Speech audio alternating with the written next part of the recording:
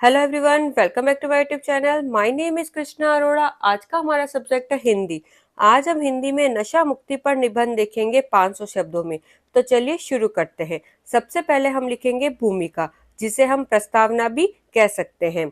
नशा आज के समाज की सबसे गंभीर समस्याओं में से एक है।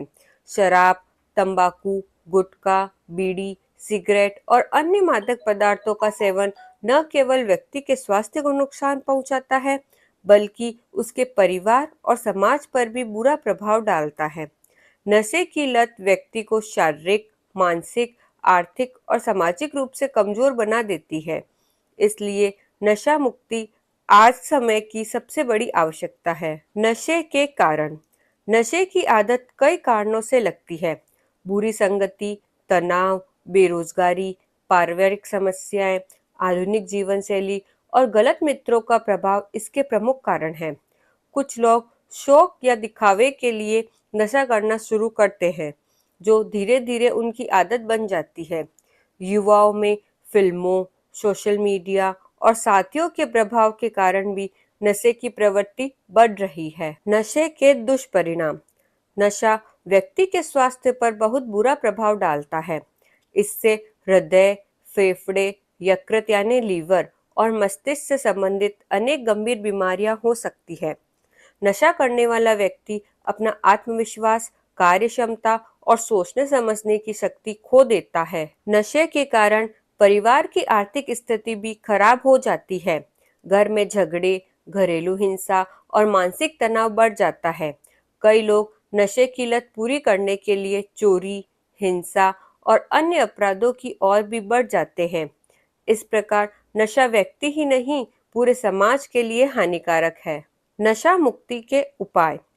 नशा मुक्ति के लिए सबसे पहले लोगों में जागरूकता फैलाना आवश्यक है।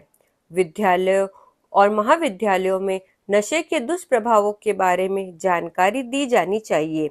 माता पिता को अपने बच्चों पर ध्यान देना चाहिए और उन्हें अच्छी संगति अपनाने के लिए प्रेरित करना चाहिए।